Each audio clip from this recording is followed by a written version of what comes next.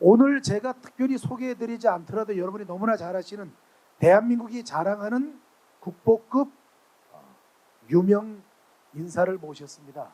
저는 이분의 소설을 고등학교 때 정말 많이 읽었습니다. 여러분이 너무나 잘 아시는 인간시장이 20권입니다. 20권.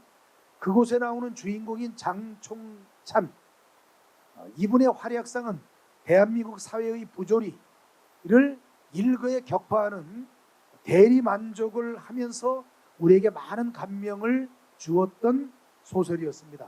너무나 많은 소설, 장편 소설이 약 한 50편 정도, 또 창작집, 수필집, 칼럼집, 시집, 논문, 수상 경력, 너무나 화려하신 분이고 여러분들께서 많이 알고 계신 분이기 때문에 요 정도만 제가 설명을 하고, 저희 1기부터 4기까지 한 번도 빠짐없이 여러분에게 주옥 같은 강의를 해주시기 위해서 참석해 주셨습니다.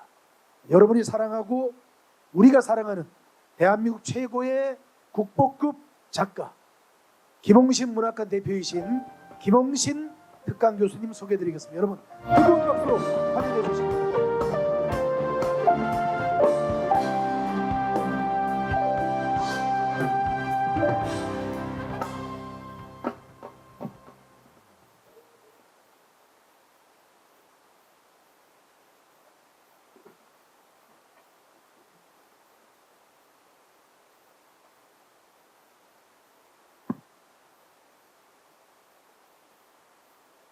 예, 소개를 너무 거창하게 해주셔가지고 뭔 뜻발은 모르겠습니다.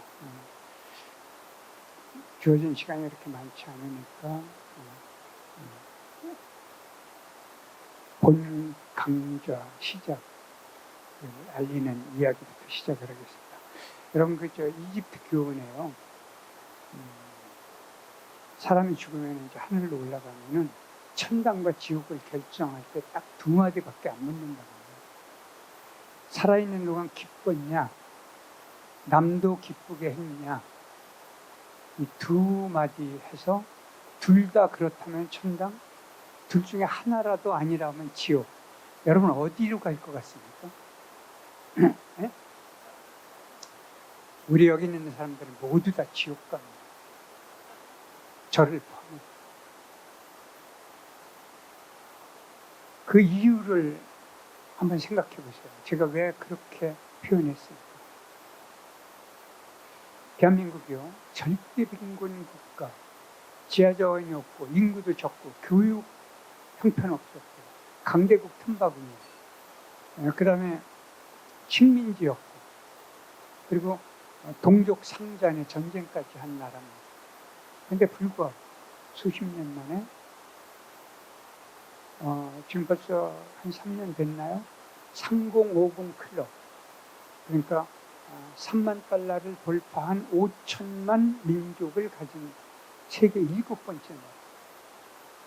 앞에 6개 나라는 모두 식민지를 거느렸던 나라고 대한민국만 식민지였던 나라입니다.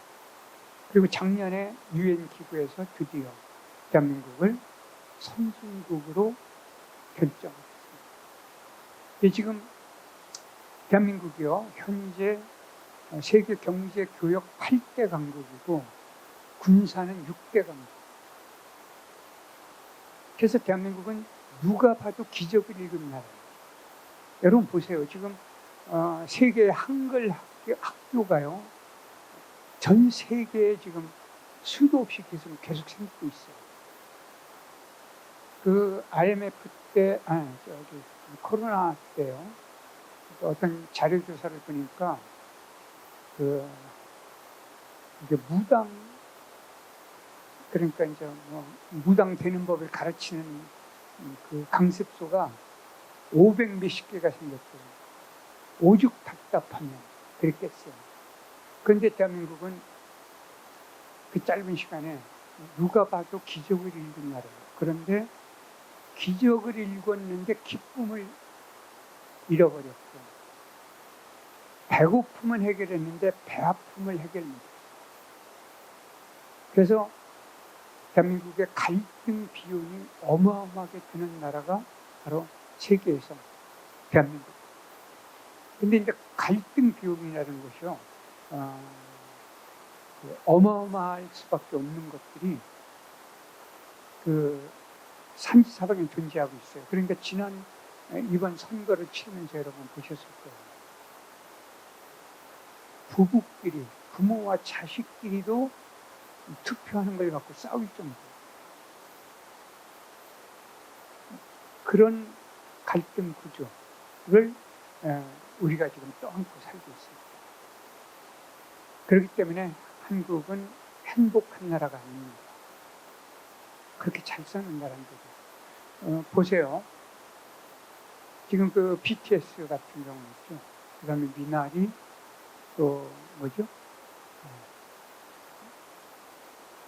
네, 그런 것들을 통해서요, 세계가 대한민국을 부러워하고 있어요. 그게 어느 정도냐면 한국인이 먹으면 그들도 따라 먹고, 한국인이 즐기면 그들도 따라 즐기고, 한국인이 바르면 그들이 화장품을 따라 바르고, 한국인이 입으면 그들이 따라 옷을 입고,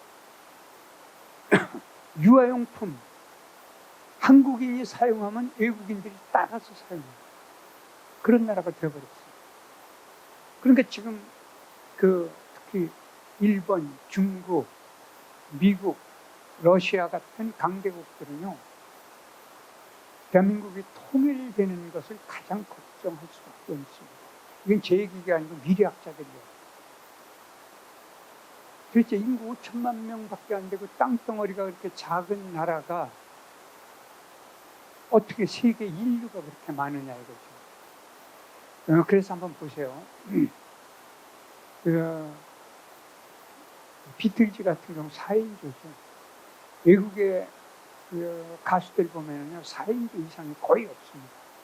근데 우리나라 BTS가 7인조죠. 옛날 소녀시대가 초창기 11인조였죠.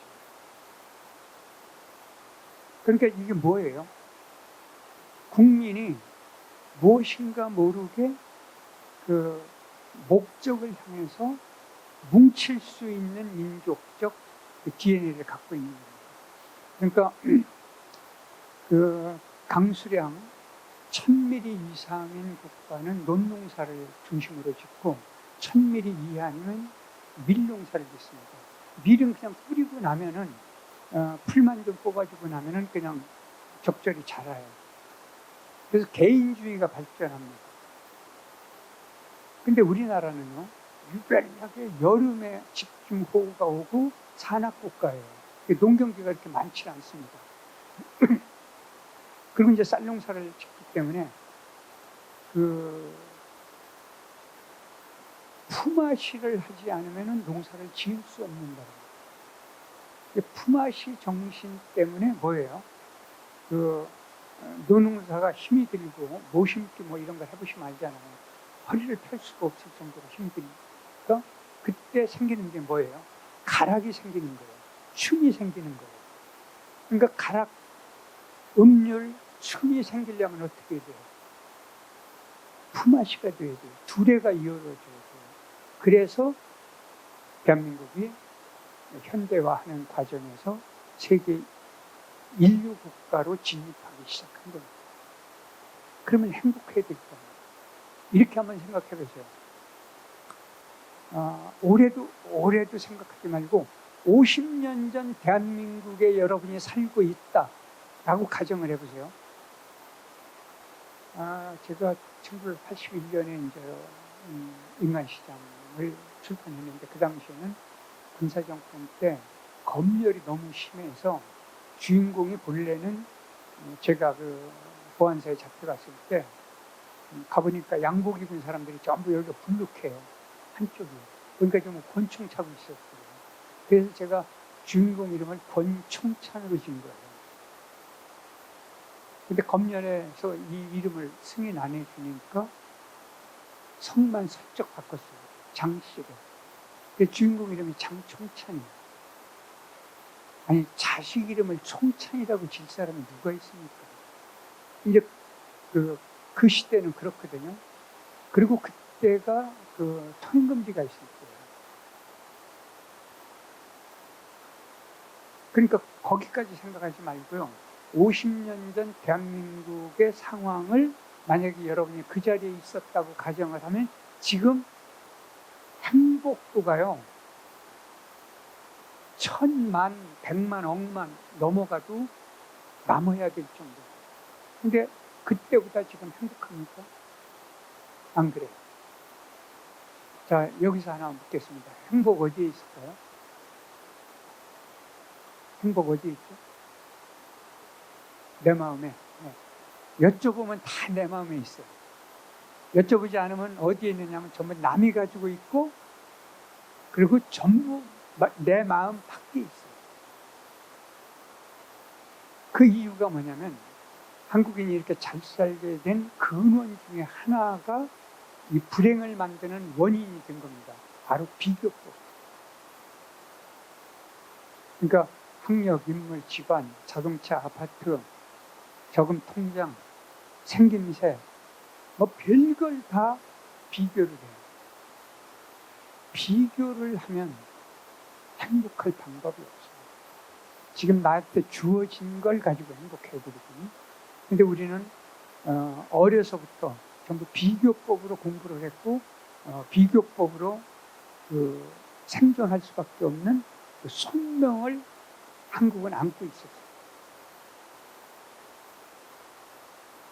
저도 어려서 보면요, 어머니가 아무개 봐라, 말 잘 듣잖아. 아무개 봐라, 공부 잘하잖냐. 아무개 봐라, 뭐 청소 잘하잖냐. 아무개 봐라, 인사성이 바르지 않냐. 뭐 전부 이런 식으로 갖다 비교를 해요. 근데 제가 보니까 별게 아닌데 우리 어머니는 걔의 장점 하나만 갖다 저랑 비교하는 거예요. 제가 만능하기를 부모는 바라는 거예요. 근데 사람이 어떻게 만능할 수가 있어요? 개인이 가진 독특성, 그걸 개성이라고 하죠. 그 사람이 가진 독특성 때문에 대한민국이 이만큼 괜찮은 나라가 된 것인데도 불구하고 아직도 한국은 만능을 요구하고 있습니다. 그러면 만능이 행복해야 할 텐데 행복할 수 없는 걸 한번 상징적으로 한번 말씀드려보죠. 여러분 지금 휴대폰 아까 소개하시는 분이 끄거나 진동으로 놔달라고 그랬죠. 어느 날이요, 제가 휴대폰을 구두를 신다가 아마 그 위에 놨던 모양이에요.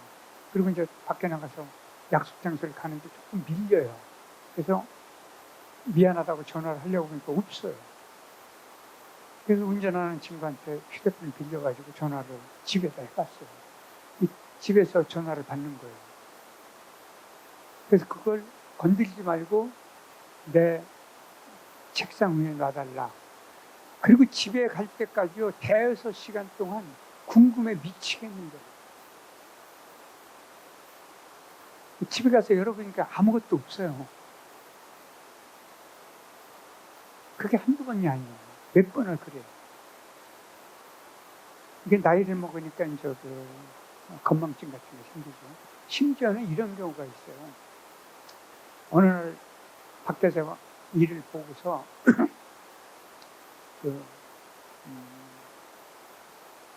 현대그룹의 넷째 며느님하고 LG그룹의 이모님하고 그 노인 그 여성분이 제가 와인을 좋아한다니까 와인을 한번 사준다고 그래서 호텔에 오라고 그래서 갔어요. 그래서 이제 잘 마시고 또 와인을 또 이렇게 부러미로 해서 주셔요. 두 분이 이제 가니까 인사를 하려고 호텔 밖에 나와서 편히 가시라고 이제 인사를 하고 탁 보니까 택시가 한 대 있더라고요. 손에 들은 건 있죠. 그러니까 얼른 택시를 탔어요. 술이 취했죠. 집에 와서 문을 탁 열어보니까요, 제 차가 없는 거예요. 주머니를 보니까 키가 주머니에 있는 거예요. 그러니까 어떻게 해요? 술이 취했으니까 다시 택시를 타고 가서 운전하는 분 또 계약해서 불러가지고 그리고 집에 이게 이렇게 건망증이 생기더라고요. 그래서 그때 무슨 생각을 한 줄 아세요? 등산하러 가면서 휴대폰을요, 그 위에다가 놓고, 죄 없는 휴대폰에게 뭐라고 한 줄 아세요? 너 꼼짝 말고 거기 있어. 나 산에 갔다 온다? 그러고 갔더니 아무렇지도 않아요. 제가 놓고 가니까 아무렇지도 않은데 잊어버리고 가니까 궁금해 죽겠는 거예요. 그럼 휴대폰 한번 생각해 보세요.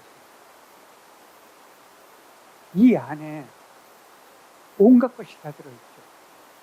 그렇죠? 혹시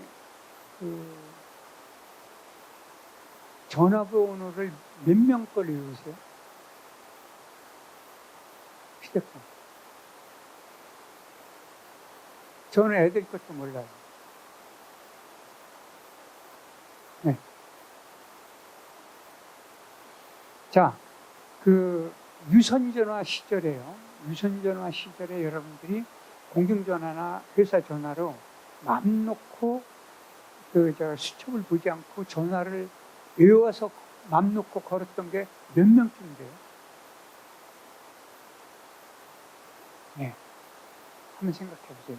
이게 이제 던바의 법칙이라고 하는 것이 나오는데요. 던바의 법칙에서 뭐냐면 나를 중심으로 인연을 잘 맺을 수 있는 그 사람 숫자를 이야기하는 거예요.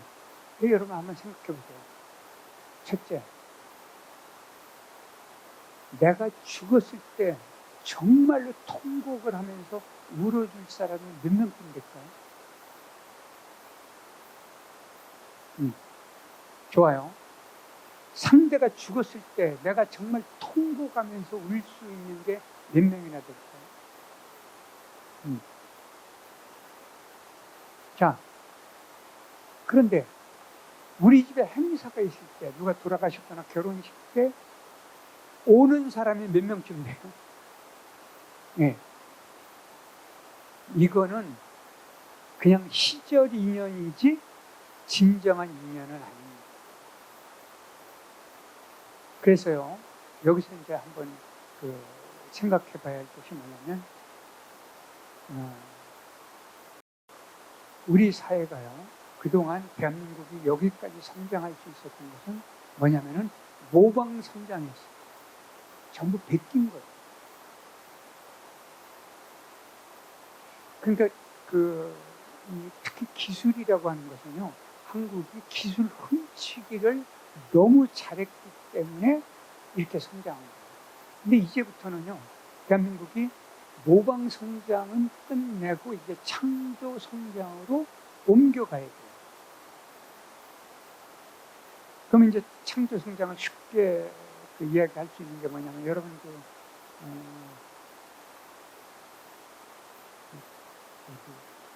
동서식품 맥심인가요? 맥심 커피.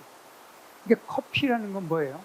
전부 이렇게 타서 설탕을 넣든지 저어서 따뜻한 물로 이렇게 마셔야 된다. 이게 이제 기본이잖아요. 그 기본을 지켜온 것이 한국의 커피 문화였어요. 그러다가 동서식품이 뭐를 만들었어요? 믹스커피 만들었어요. 이게 믹스커피가 만들어진 것은 뭐예요? 이게 창조 성장을 한 거예요. 그 앞에 커피를 마신 거는 모방이에요. 그러면은 여러분이 갖고 계시는 휴대폰은 뭐냐면은 창조 경영으로 만들어낸 거예요. 그러니까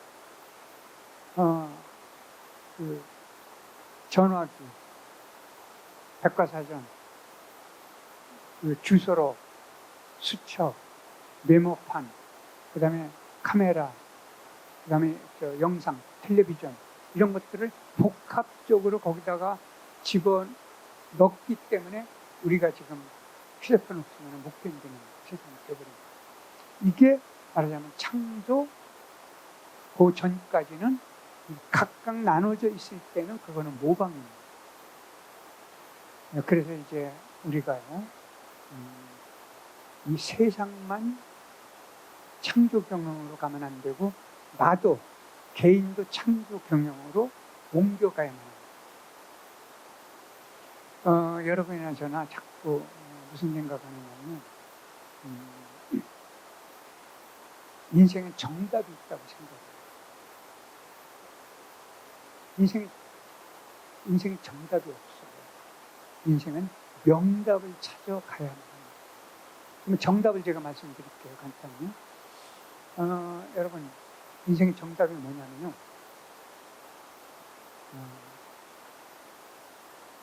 인물이 뛰어나야 돼요. 그래서 누구든지 나만 보면 홀랑 반해버려요. 둘째, 두뇌가 너무 좋아서 시험이라는 시험은 봤다면 모두 다 수석이에요. 셋째, 건강 상태는요, 평생 감기조차 걸리지 않고, 특히 여성들 먹어도 멀쩡해야 돼요. 넷째, 돈은 써도 남아 돌아야 돼요. 다섯째, 결혼했던 상대가 오직 나만을 섬기고 존중하고 사랑하고 그냥 껍벅 나한테 녹아 떨어져요.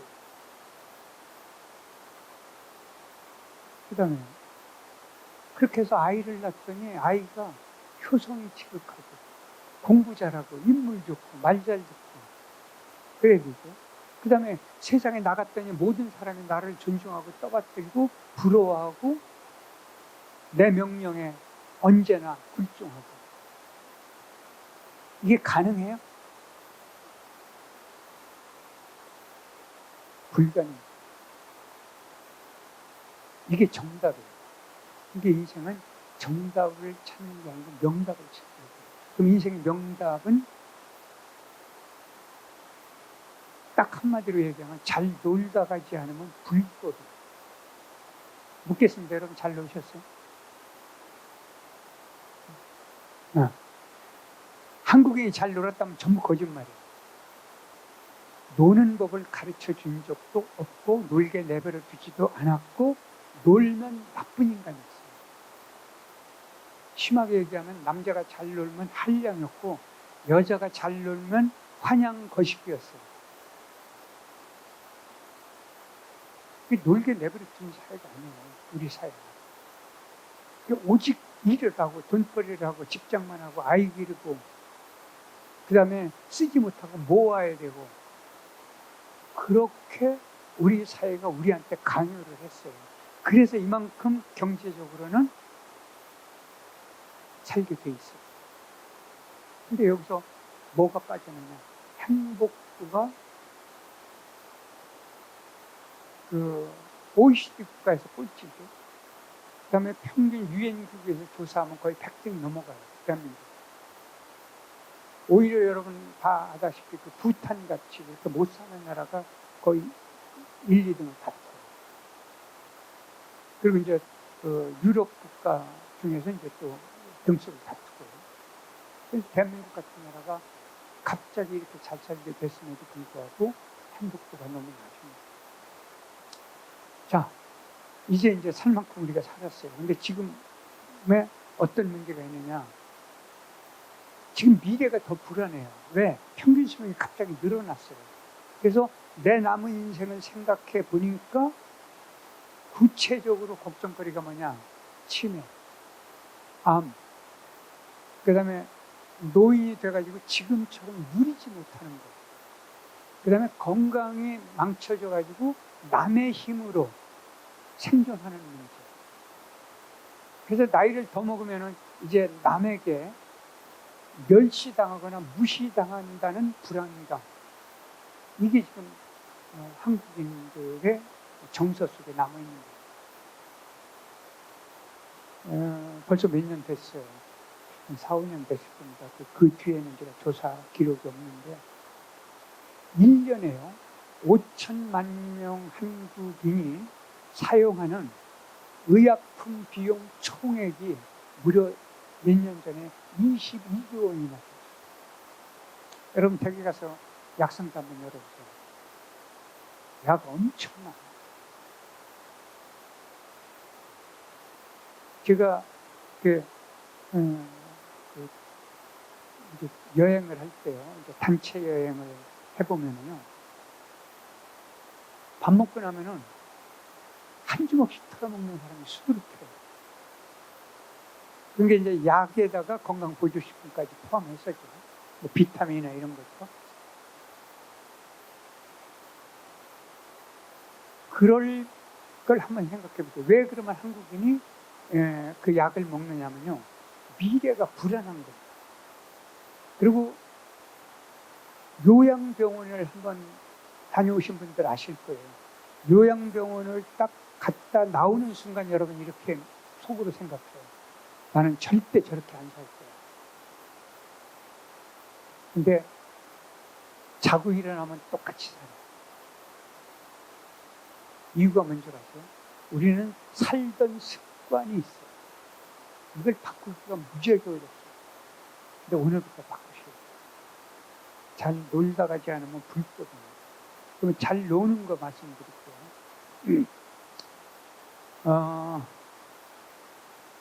이제 그 밤에 노래방 갈 수 있나요? 갈 수 있나요? 노래방 가시면은 뭐예요? 돈 내고 노래하고 춤추죠. 돈 내고. 그럼 노래방에서 돈 받고 노래하고 춤추러 오는 사람 있죠. 그 사람이 행복할까요? 그건 의무이거나 노동이거나 돈벌이에요. 즐기는 사람은요, 일하는 사람은 돈을 받는 사람이고 즐기는 사람은 돈을 내는 사람이에요. 상징적으로 말씀드립니다. 그러니까 돈을 내고 춤추고 노래하는 사람은 즐겁고 기쁘고 재밌고, 돈을 받고 노래하고 즐긴 사람은 피곤하고 재미가 없고 짜증이 나고 빨리 이거 걷어치고 싶어요. 그러면 여러분 골프들 다 아실 텐데, 골퍼는 돈을 내고 걷죠. 캐디는 돈을 받고 걷죠. 근데 골퍼는 꼭지서벽에 눈이 맞으면 돈을 잃어도 악을 쓰고 또 가요. 골프장이 지금 난리예요. 근데 캐디는 돈을 받고 걷는데도 잔병치레라고 짜증이 나고 재미가 없어요. 생각해보세요. 대여섯 시간 대책 없이 친절해요. 여러분, 대책 없이 친절할 때 속이 뒤집어질까요? 편할까요? 네. 그래서 여러분, 골프를 하실 때 절대 그 캐디가 아무리 어리더라도 반말하셔야 돼요. 그럼 존중해. 동반자. 나를 도와주는 사람이지. 그래서 나이가 아무리 어려도 깍듯이 존칭으로 써줘서 그 사람이 내가 이분들하고 오늘 그 일을 했지만은 정말 내가 살맛이 난다라는 걸 줘야 되는 거예요. 이게 남을 기쁘게 하는 거예요. 그리고 나도 기뻐요. 그 아들 녀석이요. 제가 이제 제대하고 나서 무엇이든지 일찍 하는 게 좋다. 그래서 골프를 해라 그랬더니 실업자를 희롱한대요, 녀석이. 그래서 너 두고 봐, 후회한다. 그때 회사에 취직하고 나니까 선배들 따라서 스크린 골프를 다녔어요. 그러더니 골프를 하겠다고. 그래서 제가 불러서 앉혀놓고 그랬어요. 내가 너한테 부탁을 딱 하나만 한다. 캐디에게 꼭 존칭어를 쓰고 이름이 있으면 꼭 시자라도 불러줘라. 그래서 그거 하나만 한다. 그런 얘기를 했어요. 여러분도 마찬가지입니다. 자, 제가요, 이제 대학 교수 할 때였죠. 이게 강의를 하다 보면 이렇게 막 분위기가 막 쏠려올 때는요, 강사들이요, 흥분을 하는 경우가 있어요. 그래갖고 평소 안 하던 얘기까지 막 줄줄이 쏟아지는 경우가 있어요. 이게 흥이거든요. 이게 흥. 반응을 좋게 해줄 필요가 있어요. 왜? 그래야 내가 덕을 보는 거예요. 근데 제가 그런 얘기를 했어요. 제발 제자들에게 풀 보고 잡초라고 하지 마. 내가 이름을 모를 뿐이지 만약에 그 풀이 없다면 소를 어떻게 키웠고 산은 어떻게 안 무너졌으며, 그죠? 벌레는 어떻게 살았으며, 그 벌레를 잡아먹는 곤충들과 짐승은 어떻게 살았으며, 그 들꽃은 누가 어떻게 봤으며, 벌과 나비는 어떻게 됐으며. 이게 잡초가 아니다. 내가 이름을 모르는 거다. 그냥 풀이다. 그리고 옛날에는요, 이렇게 그 아파트나 이런 데 보면은 뭐 팔러 다니는 분이 있죠. 그걸 잡상인이라고 했어요. 그리고 이제 말하자면 옛날에 잡놈이라고 그랬잖아요. 근데 생각해 보세요. 여러분, 잡지라는 게 있죠. 잡지가 뭐예요? 여러 가지를 포개해 놓은 종합 책이잖아요. 그러면 그 잡지가 그러면 뭐예요? 아주 천박한 종이다, 이런 뜻 아니잖아요. 근데 왜 잡지는 잡지고 이건 잡초라고 하느냐? 절대 그렇게 하면 안 된다. 제가 그렇게 얘기하면서 제가 돌아서 그랬어요. 내가 꽤 똑똑하네. 기분 좋았어요. 그리고 반응이 좋았고.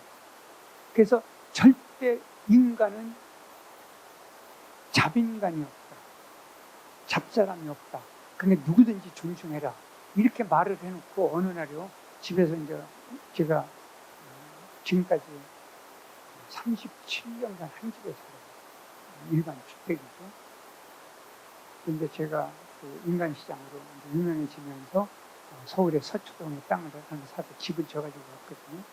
지금도 이제 그 잔디에 이렇게 풀이 이렇게 이것저것 자꾸 나와요. 뽑아줘야 되잖아요. 어느 날 그걸 뽑고 앉았는데 제자가 전화가 왔어요. 선생님 뭐 하세요? 그래요. 그래서 잡초 뽑고 있다. 그랬어요. 그랬더니 선생님 그 잡초 아니라며요. 그래서 미안하다. 이게 저도 습관적으로 그렇게 하더라고요. 그러니까 우리 인생도 마찬가지예요. 우리가 지금 습관으로 살고 있어요. 이걸 한번 뒤집어 줍시다. 지금 바꾸지 않으면 나중에 후회해요. 그리고 사람들이 어떻게 한국인들이 죽을 때 후회하는 몇 가지가 있어요. 그때 좀 참을 것, 그때 좀 베풀 것, 그때 좀 정말 재밌게 살다 올 것. 이 세 가지가 한국인이 죽을 때 후회하는 상징적 언어 구조입니다. 이걸 벗어나는데 이 셋 중에서 가장 후회하는 게 제발 재밌게 좀 살다 올 것. 이겁니다.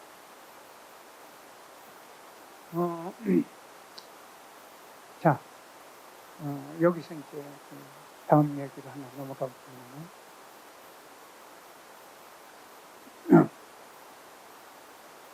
제가 가끔 그런 얘기를 해요. 인생은 활쏘기와 같다. 활쏘는 게 없죠. 활쏘기와 같다. 제가 젊어서요, 운이 좋아서 탁구 선수들 있죠. 현정아, 양영자, 이런 선수들하고 오랫동안 같이 지내본 적이 있어요. 그래서 86년이면 준공하고 수교가 안 됐을 때 탁구 선수들하고 같이 준공을 가봤고, 87년에는 인도 뉴델리에서 세계 선수권 대회 할 때도 같이 가고 있어요. 그 선수들하고 같이 공부를 해보고, 그런데 세월이 지나서 근래에는 또 운이 좋아서 우리나라 여성 골퍼들 있죠. 프로 골퍼들하고 1년에 한 서너 번씩 운동을 이렇게 해요. 그리고 물어봐요. 그리고 우리나라에서 유명한 여자 프로 세계적인 선수들, 제가 주례까지 썼어요. 근데 이제 가끔 이렇게 운동을 하게 되잖아요. 그냥 물어봐요. 궁금하니까. 도대체 어떻게 저렇게 절묘하게 운동을 잘할 수 있을까? 그럼 물어보니까 제 딸 같은 운동 안 시켜요. 하루에 8시간, 10시간씩 연습을 해요. 어느 날에는 그 운동을 했는데 그날 그 여성 프로가, 세계적인 여성 프로가 그 벙커샷이 잘 안 됐어요. 그러니까 저녁을 좀 일찍 먹고 나더니 그 골프장이 골프존이 운영하는 회사예요. 그랬더니 그 골프장 회장님 같이 운동을 했는데 그러더라고요. 저 방카에서 한 2-3시간 연습을 좀 하게 해달라고. 그러니까 하라고. 그러니까 이제 저도 나오면서 보니까요. 보통 이렇게 이제 골프 끝나면 옷을 갈아입잖아요. 안 갈아입고 왔더라고요. 그런가 했더니 연습을 하려고. 근데 거기서 나중에 얘기 들어보는데 3시간을 어두울 때까지 운동을 했습니다. 그러니까 지금도요, 아주 유능한 그 어린이 선수들을요, 10년 동안 연습을 해서 세계적 스타가 나오는 거예요. 지금 대한민국에요, 여성 그 골퍼 그 이제 연습생들까지 하면은 수만 명이 있어요. 그 중에 불과 몇 명이 국내의 스타가 되고, 그 중에서 불과 몇 명이 세계적 스타가 되는 거예요. 이게 적어도 10년간 죽기 살기로 연습합니다. 제가 인간시장 쓸 때요, 취재를 하러 다니는데, 신촌, 거기 오거리에, 신촌 노타리죠. 오거리에서 새벽 인력 시장이 있었어요. 그래서 새벽에 이제 4시에 통행금지가 풀리면은 택시를 타고 그 근처에 가서 얼른 내려요. 조금 걸어가요. 모자 뒤집어 쓰고, 허름한 옷을 입고, 운동화도 헝 거 신고, 그래서 이제 그 인력 시장에서 그 낡은 트럭이 와서 이렇게 사람을 데려가거든요. 근데 저는요, 3번을 갔는데 한 번도 선택을 못 당했어요.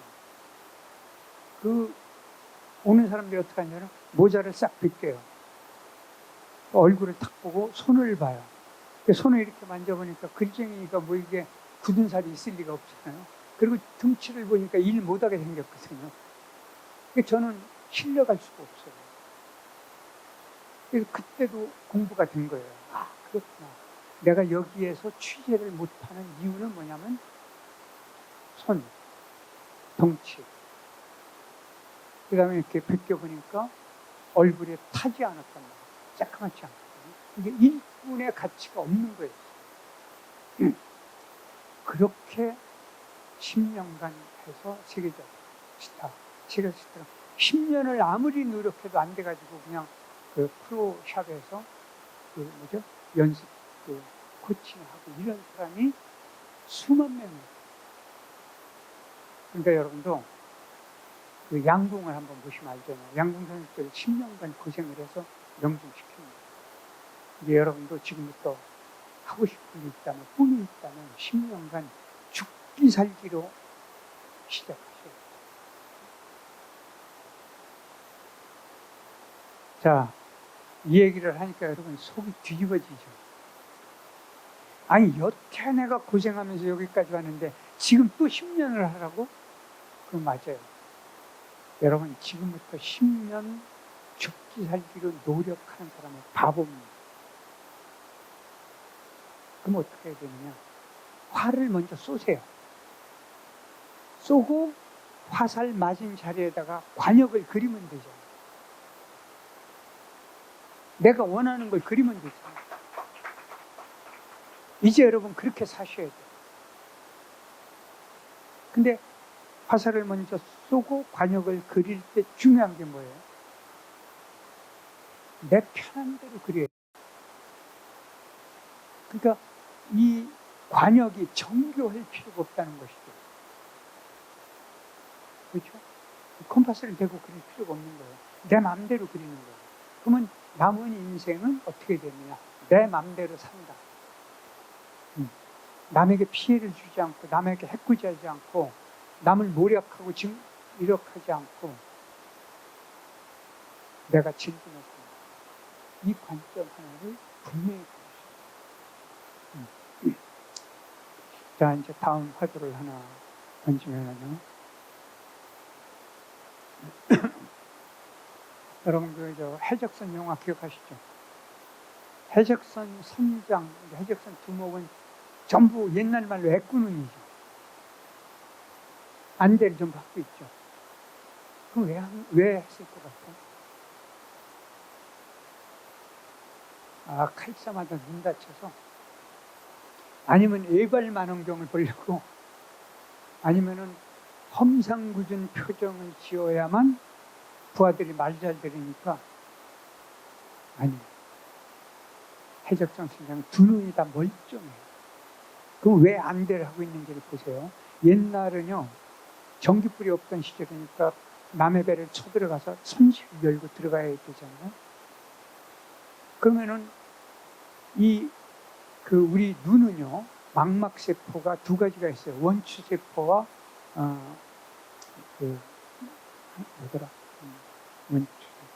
간상세포 두 가지가 있는데요. 어둠을 관장하는 세포와 밝음을 관장하는 세포가 달라요. 그래서 깜깜한데, 전기불이 없을 때 깜깜한데 들어가면은요, 아무것도 안 보여요. 조금 시간이 지나야 사물이 어느 정도 보이기 시작해요. 이걸 이제 보통 편한 말로 암종이라고 하죠. 자, 남의 배를 쳐들어갔는데 선장이 문을 열고 쭉 들어가면 숨어있던 적이 칼로 푹 찔리면 죽어요. 그렇죠? 이제 왜 안대를 했는지 아시겠죠? 평소 불편하더라도 안대를 하고 있다. 문을 열고 들어가는 순간 안대를 빼면 바로 보여요. 그게 선장의 지도력을 상징하는 게 안대입니다. 그러면은 평소 안대를 하지 않고 있다가 문을 열고 부하를 집어넣으면 되잖아요. 그 녀석이 죽으면 누가 있는 거고, 안 죽고 살아오면은 괜찮은 거고, 그죠? 그러면 그때 뭐를 켰느냐면은 그 고래 기름으로 이렇게 등을 켰던 시절이거든요. 그러면 이제 고래 기름으로 등을 켜들고 부하가 들어가면 되잖아요. 근데 그렇게 부하를 먼저 위험한 곳에 들어보내는 사람은 지도자가 아닙니다. 지도자는 먼저 갑니다. 그러니까 인생도 재밌게 살 때, 야, 우리 같이 재밌게 살자 하지 말고 내가 먼저 재밌게 살고 내가 먼저 즐기고 따라오게 만드는 사람이 지도자입니다. 여러분 겨울에 그 펭귄 있죠? 펭귄들, 남극에서 펭귄들이 하는 거 아마 보셨을 거예요. 이게 펭귄들은요, 그 바닷속에 들어가면 추위도, 그 다음에 먹이도, 새끼를 기르기도 참 좋아요. 근데 얘들이 못 들어가고 전부 허들림을 하고 있잖아요. 가운데 있는 녀석들이 밖으로 나오고 밖에 있는 녀석들이 안으로 들어가서 서로 몸을 데피잖아요. 그 왜냐하면 바닷속에 천적들이 너무 많기 때문에. 바다 사자 등. 근데 허들림을 하다가 어떤 용감한 녀석이 바닷속으로 풍덩 뛰어들어가요. 그러면 모두 지켜봐요. 저게 죽나 안 죽나. 근데 먹이를 잔뜩 먹고 물고 나온단 말입니다. 그때 뛰어들어가요. 군중심으로. 여러분, 바닷속에 있는 바다 사자 등 이 강한 애들이요, 처음에 뛰어 들어온 녀석을 뻔히 보고 숨도 안 쉬고 가만히 있어요.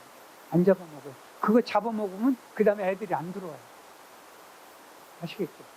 그래서 가만히 있다가 뛰어 들어왔을 때 그 중에 강한 등치 큰 녀석을 먹는 게 아니고 그 중에서 작은 아이들, 몸이 둔한 아이들을 잡아먹는 거예요. 아프리카 마라강에 가면은요, 강이 있는데 1년에 2번씩 초식동물이 이동을 해요. 그 강을 아마 드라마, 다큐에서 아마 많이 보셨을 거예요. 넘어가요. 그럼 이제 그 초식동물의 우두머리가요, 와서 계속 강을 살펴요. 바로 뛰어들는 법이 없어요. 그래서 계속 뭐 반나절이간 하루간 살피다가 이제 좋은 자리, 건너가기 좋은 자리를 향해서 건너가요. 다 건너가서 돌아서면 그때서 그 무리가 우르르 뛰어들어가요. 그때까지 강물 속에 악어들은 숨도 안 쉬고 있는 거예요. 절대 먼저 들어내서 안 잡아먹어요. 그래서 무리가 들어오면 그때 그 중에서 새끼거나 허약하거나 잡아먹는 거예요. 그러니까 지혜로운 사람은, 지도자는, 잘 사는 사람은, 그 다음에 남에게 규범이 되는 사람은 특징이 뭐냐?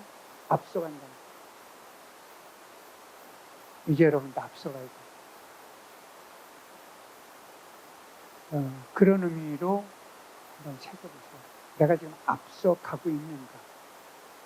앞서가지 않는다면 지금부터 바꾸셔야 돼요. 근데 제일 쉬운 방법이 있어요. 나를 알아요.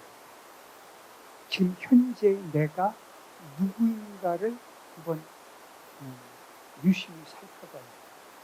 그래서요, 예천이 경북인가요? 네?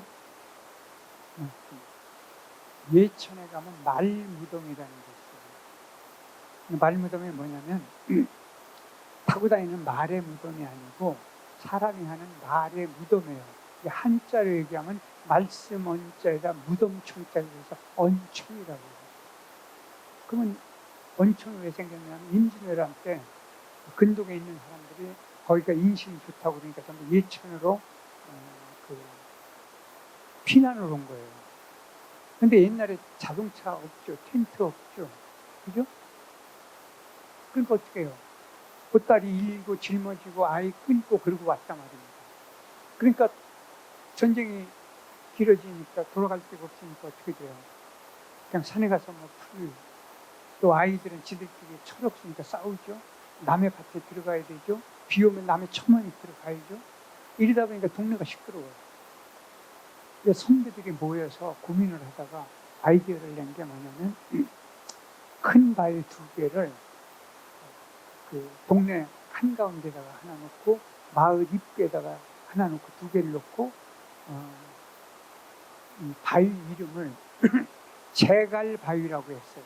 이게 왜 말 이렇게 제갈 물린다고 하는 거 있죠? 제갈바위예요. 그러니까 입을 닫자 이런 뜻이에요. 그 다음에 2번째는요. 그동안 서로 주고받았던 나쁜 말들을 지방, 제사 지낼 때 쓰는 종이에다가 쭉 써가지고 구겨서 놓고 땅에다가 큰 그릇을 엎어놨어요. 그래도 이게 애들이 깰 수가 있잖아요. 그래서 거기다 흙을 쌓아놨어요. 무덤처럼. 깨지지 말라고. 사람들이 무덤을 봤기 때문에 그 안에 우리들이 한 나쁜 말, 욕지거리가 그 안에 써 있는 거죠. 그다음부터 그 동네가 조용해지기 시작했어요. 이게 말 무덤. 제가 그 자료를 읽고 나서 해본 게 있어요. 여러분도 꼭 해보세요. 오늘도 좋고, 오늘이 안 되면 내일 모레도 언제 좋아요. A4 용지거나 없으면은 종이 있죠. 노트, 공책에다가 가능하면 연필로. 연필이 없으면 그냥 불펜으로 써도 상관없어요. 그리고 누가 있을 때는 문을 잠그고 없으면 혼자. 거기다가 1, 2, 3, 4를 쭉 써서 100가지를 써놓고요. 내가 죽기 전에 하고 싶은 거, 갖고 싶은 거, 원하는 거, 꼭 성공시키고 싶은 거. 이것을 욕구만을 쓰면 안 돼요. 욕정까지도 써야 돼요. 이게 무슨 얘기냐? 좀 심한 말로요. 내가 저 남자를 갖고 싶다. 지금 결혼했는데도 내가 저 여자가 젊어서 만났으면 좋겠다. 뭐 이런 식으로라도 욕정까지도 한번 다 써보세요. 그래서 혼자 하라는 거예요. 제가 써봤어요. 저는요 50가지만 쓰면은 더 없을 줄 알았더니 아니더만요. 근데 희한한 게요 10대까지 20대까지가 넘어가면은 그 다음부터는 쓸 것도 많지도 않은 데다가 보잘것 없는 것들이에요. 일단 한 100가지를 어거지로라도 한번 써보세요. 그리고 읽어보고 나면 내가 누구인지를 알고. 저는 마당에 꽃밭이 있으니까 그걸 잘게 찢어서 꽃삽으로 그 꽃밭을 파고 그다 넣고 물을 줘 그랬어요. 연필로 썼으니까 바로 삭아버려요. 그러니까 여러분은 만약에 이제 아파트 같은 데 사시면은 집안에 아마 화분이 있을 거예요. 이제 오래가는 화분, 조금 큰 화분이면 좋고요. 그럼 그걸 다 쓰고 나서 찢어서 그걸 파세요. 그리고 거기다가 묻어놓고 물을 부어버리세요. 그러면 그 화분을 볼 때마다 내 욕구, 욕망, 내 바램, 이게 무엇인가를 느끼게 됩니다. 그렇게 되면 그때부터 이제 나를 바꾸는 원동력이 그 안에, 그 안에서 찾아옵니다. 그래서 여러분은 자기 인생을 오늘 이렇게 제가 말씀드리면 여러분 속으로는 그럴 거예요. 이제 재밌게 살아야죠. 놀다 가야지. 그래놓고 주무시고 일어나면 아침에 다 까먹어요. 또 살던 대로 살아요. 그러시면 안 돼요. 지금 안 바꾸면 후회를. 아까 잠깐 말씀드렸는데 제가 작년 12월 한 달간요. 올 1월 5일까지 12월 초에서 올해 1월 5일까지 제가 거의 병상 생활을 했어요. 코로나 델타. 그래서 못 견딜 정도가 돼가지고 이제 중증이 돼가지고 위중증이죠. 그래서 제가 응급실에 실려갔다가 그다음에 음압실에 가서 일주일, 일반명실에서 일주일. 근데 체중이요. 이 몸에 5kg이 줄었다면 말도 안 돼요. 아직도 회복이 안 됐어요. 1.5kg 정도가 회복이 안 돼요. 아직도. 그리고 아직도 이제 몇 가지 증상이 있어요. 의사들한테 물어봤더니 의사들이 정확히 답변을 못하는 게 새로 생긴 질병이기 때문에 정확한 답변을 할 수가 없는 거예요. 앞으로 이런 새로 생기는 질병 코드가 얼마나 많이 생길지 모릅니다. 왜냐하면 지구가 지금 파괴되고 있기 때문에 환경이 무슨 질병이 어떻게 생길지는 현재는요 정확한 건 아니지만 12,몇백 가지의 질병 종류가 있어요. 이게 계속 늘어나요. 근데 사람의 질병에 따라서 치료제가 따라가기가 벅찰 정도입니다. 그래서 하루라도 빨리 나를 즐겁고 신나고 재밌게 만드는 자, 제가 병상에서 느낀 게 뭔지라죠. 의사, 간호사 얼굴을 몰라요. 눈만 알아요. 왜냐면 완전 군장을 하고 하루에 음압실에 들어오는 게요. 밥 3끼인데 아까도 말씀드렸는데요. 정말로 밥 먹는 게 중노동 중에 중노동이거든요. 이게 입맛이 없고 도대체 이게 삼킬 수가 없어요. 그런 지경인데 플라스틱 그릇이 있죠. 그러니까 반찬은 열리는데 국그릇하고 밥그릇이 제 손으로 안 열려요. 왜? 뜨거울 때 넣어가지고 뚜껑을 닫았기 때문에. 근데 국은 잘못 열면 이게 쏟아지죠. 자, 그때 저는요, 뭘 느낀 줄 아세요? 간호사, 의사가요, 사람이 아니다. 뭐 같았을까요? 천사였어요. 정확하게. 그리고 절대 고독 있죠. 이게 뭐냐면은, 밖에는 나갈 수도 없고, 혼자 있는 거잖아요. 보이는 건 창만 밖에 다른 병동이 보이는 거예요. 그리고 하루에 많이 들어오면 8번 들어와요. 제가 세봤어요. 간호사, 의사가 앞에서. 자, 그때 한 이틀을 넘어가니까요. 사람이 그립기 시작하는데 간호사가 누군지도 모르잖아요. 이름도 모르잖아요. 근데 눈만 보이잖아요. 근데 사람이 아니고 천사예요. 그래서 오늘 아침에도 저는 그분들을 위해서 기도를 했어요. 이름도 모르고 얼굴도 몰라요. 그 사람들이 저를 알겠지만. 그러니까 지금 여기 계신 분들이요. 서로 다 천사, 상대를 전부 천사로 생각해 보셔야 돼요. 자빈간이 아니에요. 아까 말씀드린. 그러니까 저처럼 병상에서 죽음의 고비와 부딪혔을 때 천사였잖아요. 근데 나오고 나면 아직도 천사일까요? 아니더라고요. 왜? 지금은 사람을 만나잖아요. 식구도 만나고 만나잖아요. 그러니까 그 사람들이 아직은 천사, 병실에 있을 때는 천사였는데 나오니까 천사가 아니에요. 그러니까 뭐예요? 제가 변했으니까 안 변하려고 그분들을 위해서 기도하는 거예요. 고맙다고. 그러니까 기도하니까 반은 천사더라고요. 아시겠죠? 아까 던바의 법칙 얘기했죠. 그만큼 시절 인연이 소중한 거예요. 제가 인연을 잘못 맺었으면 저는 죽었습니다. 인연 때문에 저를 응급실, 음압실, 일반병실, 그 다음에 치료, 이런 거를 그렇게 잘 받은 거예요.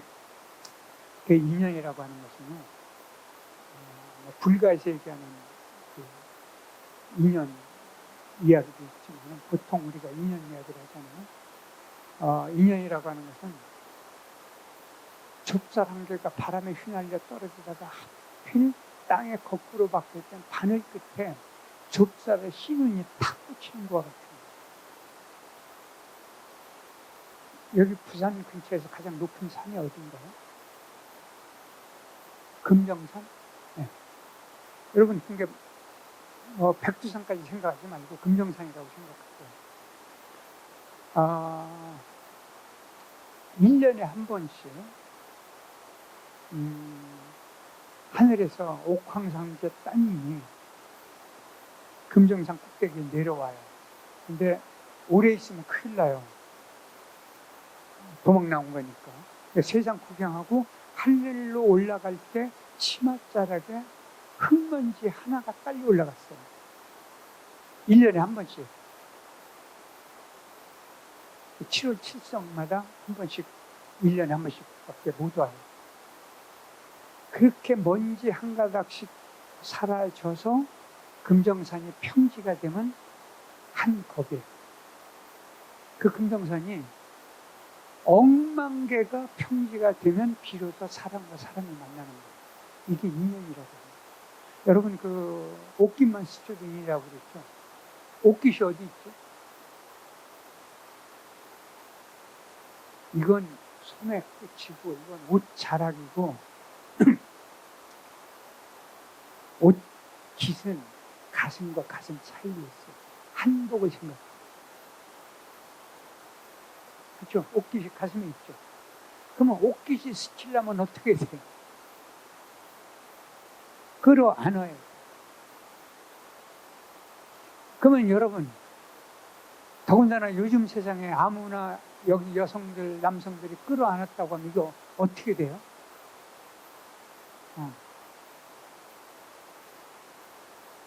그러니까 결국 옷깃만 스쳐도 인연이라는 것은 결국 이거예요. 마음으로 끌어안는 사람이 인연입니다. 마음으로 안아주는 사람. 그래서 여러분께 오늘부터 인연이 얼마나 소중한가를 내가 죽었을 때 정말로 통곡을 하고 울어주고 슬퍼할 수 있는 사람이 반드시 있어요. 여러분에게 좀 여쭤볼게요. 다시 태어나면 지금 살고 있는 그 양반하고 사실래요? 죄송해요. 별걸 다 물어봤는데.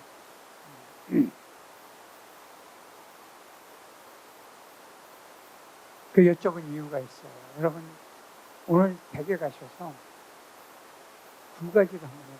하나는 거울 보고 이길 때까지 가위바위보 한번 해보실래요? 이길 방법이 있을까요? 없을까요? 없으면 해야 돼요? 안 해야 돼요? 그럼 여러분 하세요? 안 하세요? 안 한다고 하시겠죠. 근데 실제는 하고 있어요. 누구랑 하느냐? 가장 가까이 있는 부부끼리 해요. 부부싸움 하지 말라는 얘기가 아니에요. 부부싸움 해야 돼요. 왜 해야 되느냐? 그걸 가슴에 묻어두면 화가 되고, 오히려 그게 쌓이면은 내 몸에 NK세포가 파괴가 돼요. 싸우고 하루가 지나지 않게 풀어줘요. 그러면요, 인체가 얼마나 신기한 줄 아세요? 내가 이제 스트레스를 탁 받는 순간 내 몸속에서 생존 본능 때문에 어떻게 되는 줄 아세요? NK세포가 폭발적으로 생겨요. 그럼 NK세포는 뭐냐면 이 핏줄을 타고 돌아다니면서 암세포가 있으면 끌어안아서 같이 죽어버려요. 그러면 NK세포를 자꾸 만들어줘야 되잖아요. 이건 어디서 생성을 빨리 하느냐면 근육에서 생성을 해요. 근육은 배꼽 아래에 가장 많아요. 엉덩이, 허벅지, 종아리. 잘 걸어만 줘도 NK세포가 생겨요. 그러니까 화가 나고 성질이 나면 나를 보호하려고 얘들이 활동을 하거든요. 그러면 그게 오래 가면 암세포한테 져요. 하루를 넘기지 말라는 거죠. 그래서 나를 보호하게 만들어주는데, 부부가요, 부부싸움만 해야지 왜 심판을 겸임하고 해요? 내가 심판이면 어떻게 돼요? 언성을 높이면 내가 이긴 것 같지만 실제는 이긴 게 아니에요. 상대가 굴복한 게 아니에요. 겉으로만 굴복한 거죠. 그래서 가위바위보를 여러분이 지금 하고 있다는 거죠. 그러니까 심판을 포기하고 싸우라는 뜻이에요. 두 번째는요, 여러분 오늘 식사하셨으니까 저는 일부러 양치를 하고 왔는데, 댁에서 양치질을 할 때 초침 있는 시계를 놓고 양치질 해보세요. 3분 무지하게 길어요. 다른 거 3분이면 빨리 가요. 근데 양치질 3분은 그렇게 길어요. 왜 긴지 아세요?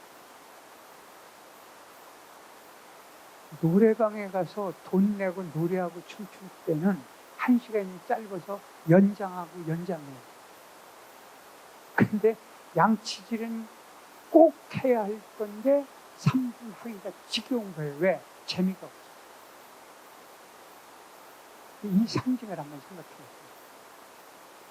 그러니까 즐기면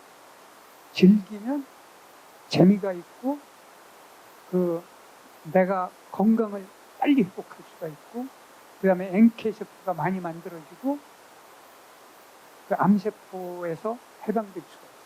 치매에서도 해방되고. 아마 최근 기록이긴 한데요. 제가 메모를 했는데 오늘 안 가져와서 좀 정확한 건 모르겠어요. 시속 6.3km 이상 빨리 걸으면은 그 건강이 15년 정도 건강 상태를 유지할 수 있다. 이게 이제 현대 과학에서 입증된 거예요. 그 입증될 수밖에 없는 게 뭐냐면, 여기 이제 의료계에 계신 분들 아실 거예요. 그 세포 끝을 보호하고 있는 게 텔로미아예요. 그 세포를 보호하는 게. 근데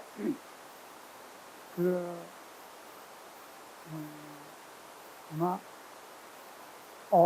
어머니하고 아버지에게 그 세포를 분양받는 것이 아마 23개씩에서 46개인가를 받을 거예요. 그러면 이제 그걸 가지고 내가 이제 생존하는데 어떤 문제가 생기느냐면 이게 세포 분열을 해요. 세포 분열할 때마다 그 텔로미아가 점점 이렇게 짧아져요. 무슨 얘기인가 아시겠죠? 그래서 세포 분열이 점점 짧아져 갖고 텔로미아가 짧아지면 세포 분열을 멈추고 사람이 죽어요. 그러니까 적어도 텔로미아의 두께가 그 어렸을 때는 이렇게 두꺼워요. 두껍다가 점점 세포 분열할 때마다 이렇게 얇아지거든요. 요 얇아지면 이제 세포 분열이 멈추면 죽어요. 근데 놀랍게 발견된 게 뭔지 아세요? 이게 2009년도 노벨 의학상을 받았습니다. 암세포는 세포 분열할 때마다 텔로메아가 줄어들지 않고 그냥 가만히 있어요. 무슨 얘기인가 아시겠죠? 그래서 암이 이 질병 코드에서 가장 무서운 병으로 인식될 수밖에 없는 거예요. 자, 그러니까 암세포는 죽지 않는단 말입니다. 이게 줄어들어야 죽는데 안 들어줄고 이렇게 있단 말입니다. 그러니까 정상세포의 텔로미아가 줄어들지 않게 하는 방법을 세계적인 그 대기업들이 연구를 해서 근자에 밝힌 거예요. 왜냐하면 이걸 이제 생주 실험을 했는데 이 텔로미아를 보호하는 텔로머라제라는 주사액을 발명을 해가지고 생쥐에게 주입을 했더니 이렇게 그 흰 털의 쥐가 검은 털로 돌아오고 그 늙은 쥐의 그 뇌 크기가 젊은 쥐의 뇌 크기로 돌아오는 것. 그 다음에 수명이 거의 2배로 연장된 게 이게 이미 밝혀졌어요. 그래서 좀 여러분에게 부탁을 하겠는데요. 앞으로 이게 이제 그 주사제가 오래지 않아서 나옵니다. 그러니까 오래 사는 게 문제가 아니고 살아있는 동안 건강하게 살아야 돼요. 그 남에게요. 남의 밥 먹여주고 남의 거들어줘서 생존하는 게 내 동력을 잃어버리면은 사람은 낙엽하고 똑같아요. 낙엽은 어떻게 돼요?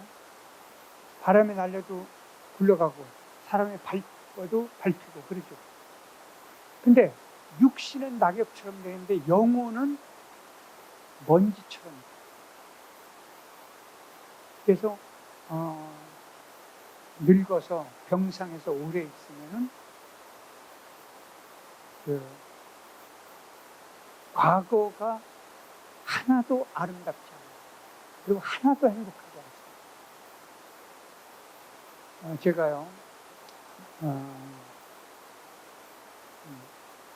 공부를 하느라고 면벽, 벽만 보고 며칠 동안 가부좌를 틀고 앉아있는 게 있어요. 그거 해보고, 그 다음에 법문스님하고 명상 수련. 그러니까 며칠 동안 말하자면 가부좌를 틀고 보통 하루에 13시간 반을 가부좌를 틀고 있는데 중간에 한 2시간에 10분씩은 쉬죠. 그렇게 하고 하루에 2끼 겨우 조금씩 먹고 그 다음에 무건해요. 일체 말을 하면 안 돼요. 그거요. 한 3일 정도 지나면은 거의 미칠 지경이 됩니다. 온몸이 안 아픈 데가 없어요.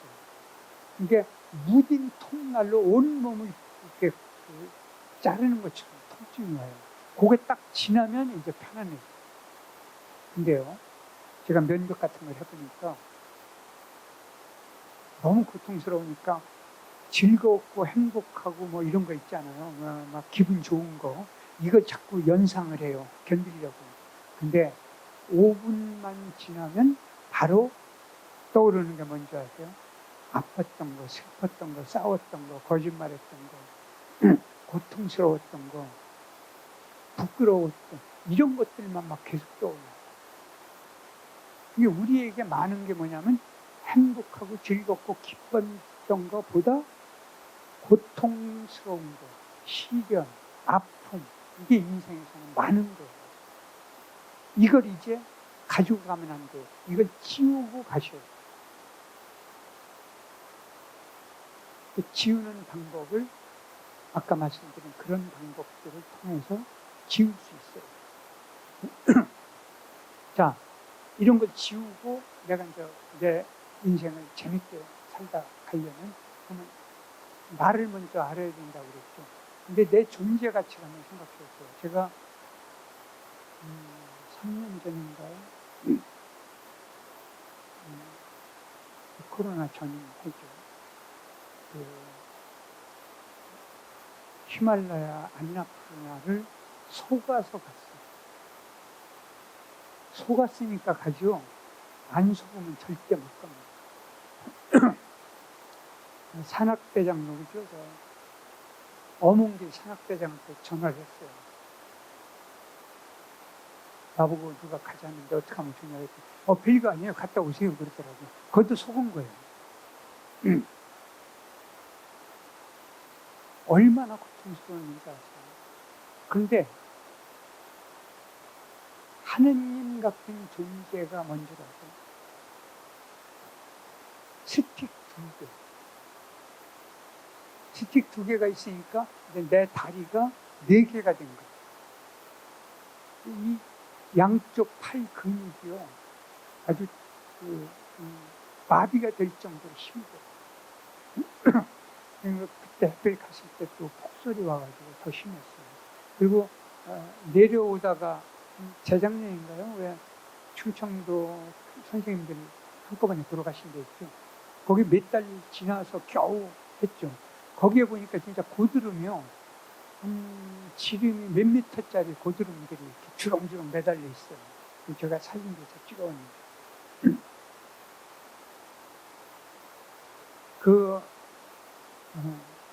밤에요. 물티슈 가지고 선크림을 몇 번씩 바르니까 닦고 발가락만 닦고 양말을 바꿔 신어요. 양말이 젖었기 때문에. 그리고 그 마스크하고 털모자 쓰고 그 다음에 이제 이부자리 캠핑할 때 하는 거 지퍼 있는 거, 네, 침낭 그거 덮고 이제 그런 그 고통을 통해서 이제 거기서 마지막 롯지에서 자고 이튿날 내려가야 돼요. 근데요, 다 내려와갖고 평지에 오니까 그 고마웠던 지팡이가 짐이더만요. 근데 이게 제가 서울서 가져간 것 같으면 전 버렸어요. 남 가져가게 세워놨을 건데, 이게 이제 우리가 짐을 줄이기 위해서 거기서 빌린 거니까 돌려줘야 되잖아요. 그러니까 한 시간 들고 오는데 이게 진짜 짐이에요. 그래서 원래 그 산악 그런 분들은 보면은 칫솔도 반을 자른다고 그러고요. 눈썹이 그렇게 무겁다고 하잖아요. 정말 눈썹이 무거워요. 이제 그 마지막 날이죠. 아니죠. 내려가는 날이죠. 내려가는 것도 이제 3일인가 내려가야 되는데 마지막에서 이제 제가 거의 쓰러지다시피 했는데 후배가 그러는 거예요. 형님, 여기서 주저앉으면 안 됩니다. 한 번 더 가야 됩니다. 그래서 내가 머리끄댕이를 쥐고 뜯는다고 그랬더니 뭐라고 하는 줄 아세요? 형님, 여기까지 왔을 때 본 게 뭐가 있습니까? 너무 지치기 때문에 볼 게 없어요. 그리고 사진 찍을 틈이 없어요. 사진 찍으면 일행이 한 50m 앞에가 있거든요. 따라갈 수가 없어요. 너무 지치고 힘들어서. 근데 땅만 보고 가지 옆을 볼 틈이 없다고요. 왜냐면 너무 미끄럽고 그러니까. 근데 거기서 속아가지고 또 올라갔어요. 왜 올라갔느냐? 히말라야 12봉이 다 보이는 곳이 거기예요. 거기 가서 봐야만 자랑거리가 생기지 않겠습니까? 올라갔어요. 올라가서 사진도 찍고 쫙 봤더니 기가 막혀요. 제가 휴대폰에 지금 그게 남아있어요. 영상이. 제가 그랬어요. 저 수수만 년 동안 그 자리에 있고 앞으로도 수수만 년 동안 그 자리에 있을 저 아름다운 절경을 보고 우리가 탄복하면서, 왜? 온 우주 역사상 오로지 달랑 하나밖에 없는 나에게는 탄복하지 않냐?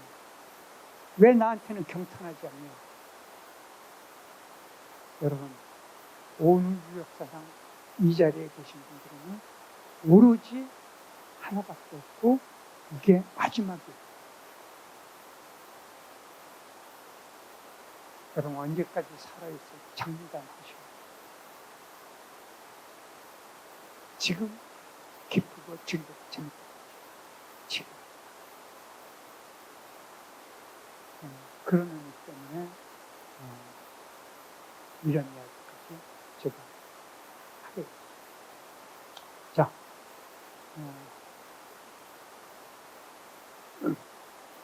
이제 마무리를 하겠는데,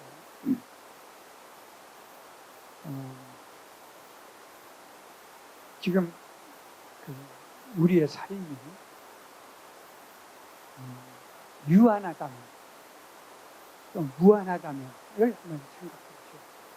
자, 내 삶이요, 인문학이 왜 생겼는가라고 보세요. 인문학이 크게 보면은 역사, 철학, 말하자면 예술, 문학, 종교를 포함한 거지, 이렇게 하잖아요. 그러면 역사를 왜 배우냐면 과거의 삶을 통해서 내 현재를 다듬고 내 미래를 예측하면서 정돈하는 게 역사예요. 철학은 뭐냐? 내 머릿속과 생각을 정화해서 지혜로운 사람으로서의 가치 있는 삶을 살아서 남에게 보탬이 된 사람으로 사는 방법론을 찾아 나가는 가장 효과적인 방법을 배우는 게 철학. 그럼 문학은 뭐냐? 예술은 뭐냐? 남의 인생사를 통해서 내가 잘 견뎌내는 거. 문학 얘기 하나만 하면요, 여러분들 옛날 소발극이라고 했죠. 그럼 주인공, 남자 주인공이죠. 근데 남자 주인공이 맨 마지막에 앞에는 고생을 죽게 하다가 애인까지 뺏겼어요. 근데 맨 마지막에 그 악당과 둘이 맞짱을 떠가지고 악당을 쓰러뜨려요. 그러고 나서 그 연인을 탁 구해가지고 둘이 손잡고 가는데, 죽은 줄 알았던 악당이 총을 마지막에 한 방 빵 쏴서 그 남자를, 주인공을 죽여요. 그러면 여러분, 영화관에서 나올 때 이런 생각하죠. 내가 감독이면은 두 사람을 행복하게 살게 할 건데 라고 생각하죠. 근데 한번 생각해 보세요. 만약 두 사람을 행복하게 했다면 그 영화를 보고 나고 금방 잊어버려요. 그죠?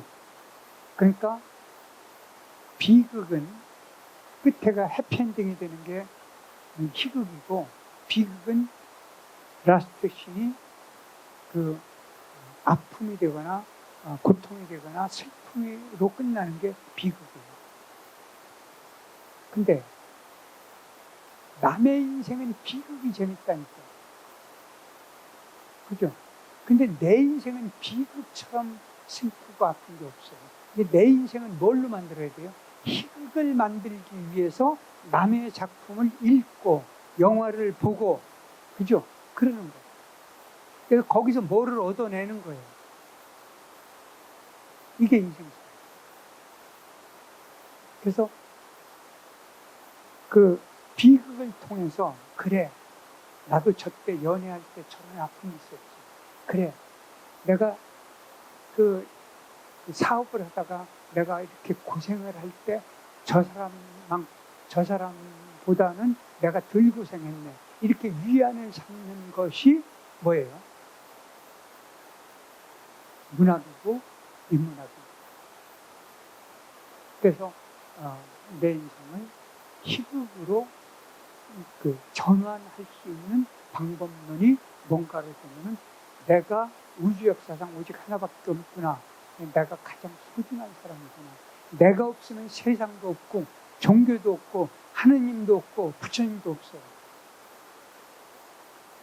내가 있으므로 그것이 존재합니다. 그래서 내 존엄성을 여러분들이 어떤 경우라도 긍정해야 된다. 그래서 나를 지극히 사랑한다. 그런 걸 머릿속으로 늘 연상할 필요가 있습니다. 자, 또 하나.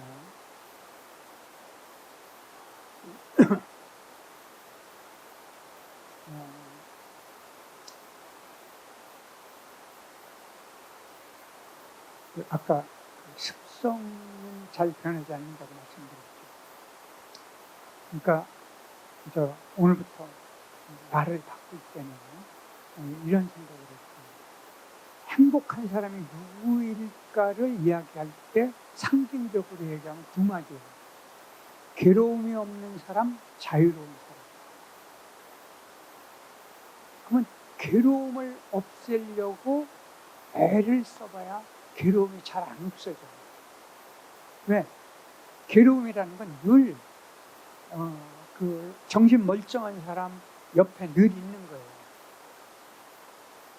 있을 수밖에 없어요. 왜? 생각의 동물이잖아요. 근데 내 생각, 내 마음, 이것을 세상에 다 풀어줄 수가 없어요. 그건 내가 풀어야 되는데 내가 다 그걸 풀 수가 없잖아요. 하나만 더 말씀드리면, 제가 어려서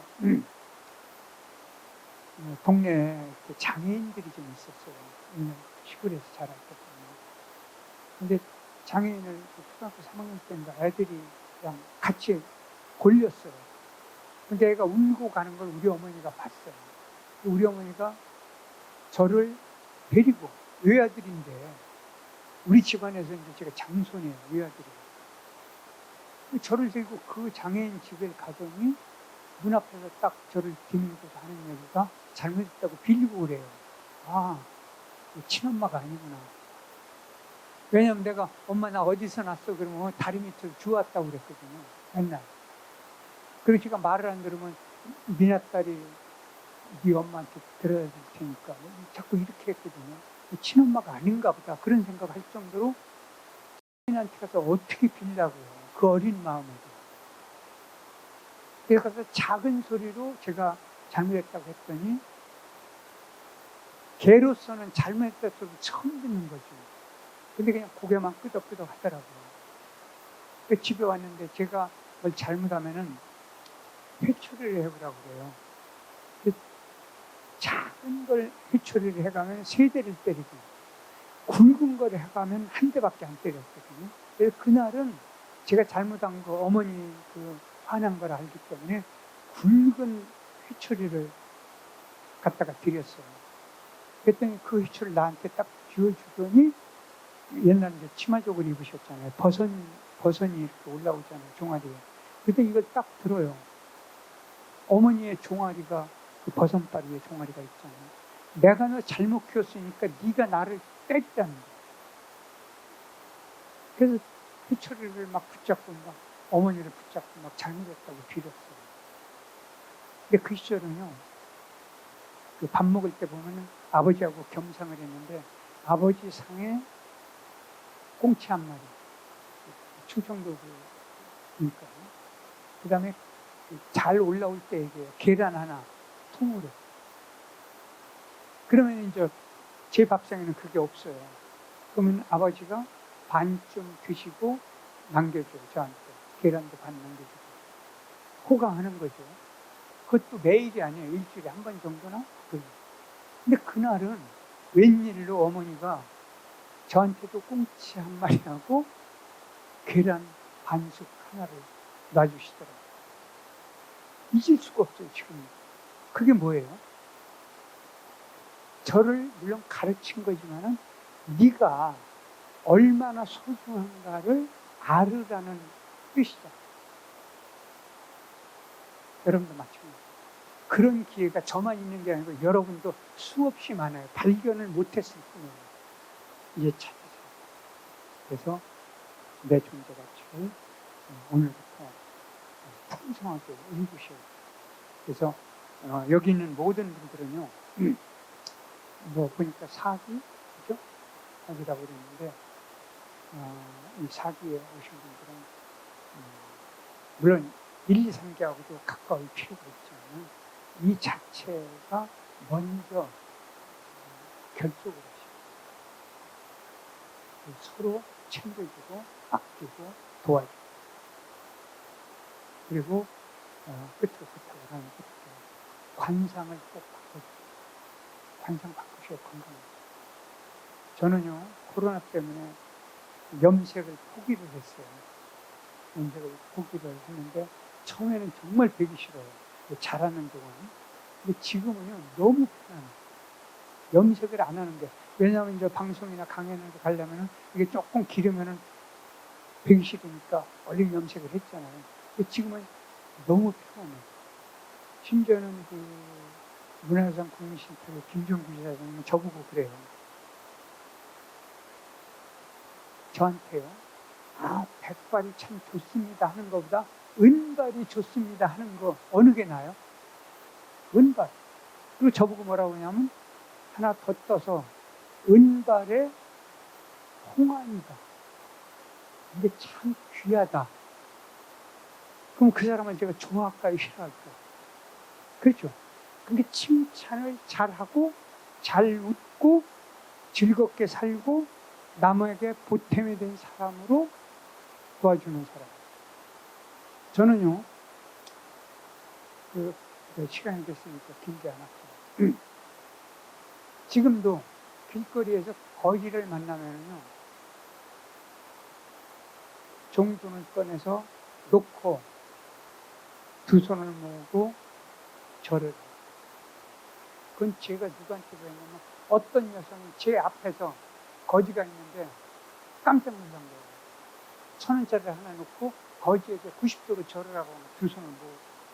그래서 제가 따라갔어요. 그래서 따라왔다고 얘기를 했더니 그 양반이 하는 얘기가 스승께 배운 대로 나는 그냥 할 뿐입니다. 그러더라고요. 그래서 제가 수필을 썼어요. 그러면서 제가 거지를 보면은 반드시 절을. 옛날에는 안 그랬거든요. 내가 마치 그를 도와준 사람이라는 생각으로 돈을 줬는데 지금은 아니에요. 그분에게 절을 할 수 있음으로 해서 누가 행복하냐면 제가 행복한 거예요. 네, 여러분에게 그런 여러분의 모습을 통해서 대한민국이 앞으로 진정한 강대국, 이게 정신문화가 승화된 아름다운 나라로 여러분 공덕으로 가야 됩니다. 그래서 이렇게 말씀드렸습니다. 오늘 함께해 주셨고 고맙습니다. 감사합니다.